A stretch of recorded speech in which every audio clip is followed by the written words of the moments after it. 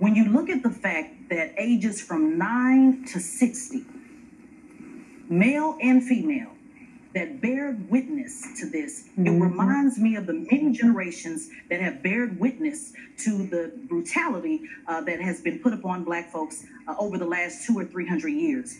I think about, if you are a person of faith, I think about the ram in the bush. And I think about that story and how the Lord said that it will send you everything that you need. And so when we look at the witnesses, I look at them as rams in the bush. If I had time to preach, I would preach a sermon called The Bystanders, because they were there for a reason. And the old folks say that you'll understand by and by.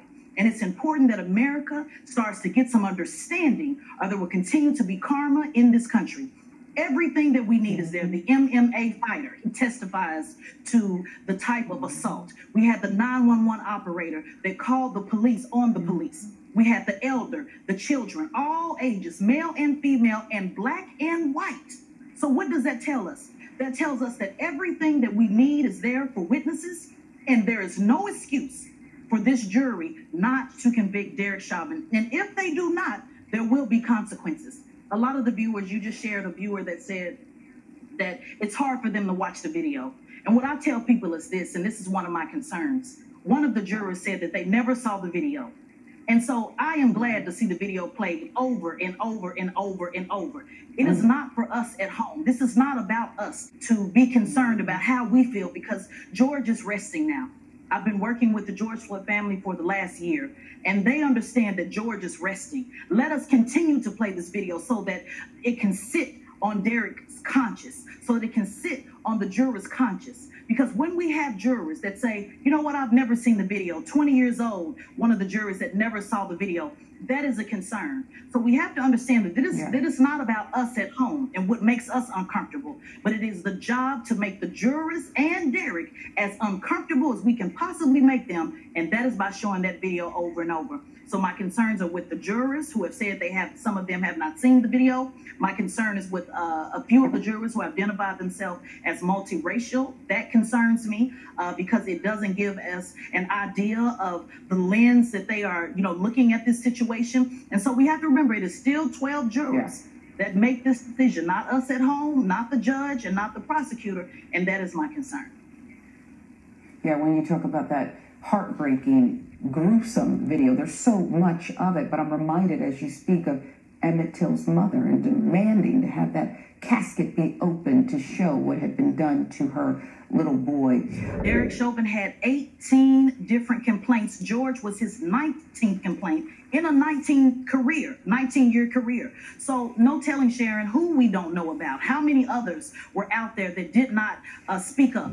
So we know that this is something that our community is accustomed to. You see the young witness saying, I was afraid of the police. You see the 60-year-old saying, I was afraid of the police. When is America going to atone for what has been happening to our community over the last week? We're not talking about just the last year since 2020 or even the last 10 years. I'm talking about the last several hundred years.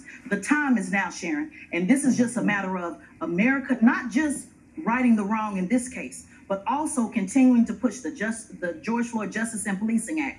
Also in Texas, the George Floyd Act. So many other legislative policies that we must put in place to, one, make sure that we have qualified immunity so that officers can be held accountable and not the citizens of a city when they screw up. And two, making sure that they can't go get another job like Eric Garner's police officer that murdered him is able to even have the audacity to apply for a job. Those are the things that we have to correct so to avoid a possible George Floyd in the future. I think that this case, it symbolizes something very different. We have been here before. We know that we have a history of whether we're talking about mass incarceration, slavery, Jim Crow. We know that there has been constant abuse by those in authority. But I do think that there is some significance to this happening in 2020. 2020, I believe, is the opportunity for you to see things very clear.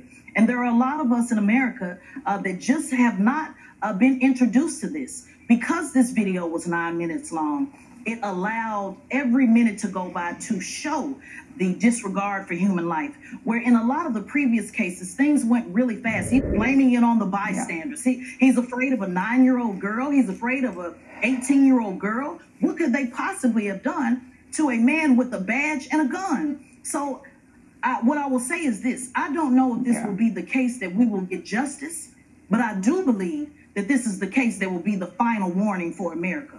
We have now moved from the stage of talking and talking and talking to now we will continue to see more devastation in our communities and on this land until there is justice. And I just believe that. And that is not me inciting violence or hoping for violence. That's simply just telling you like it is. The days are over for continuing to play this game over and over. This generation is up and woke and on the streets and will continue to be there until justice is served.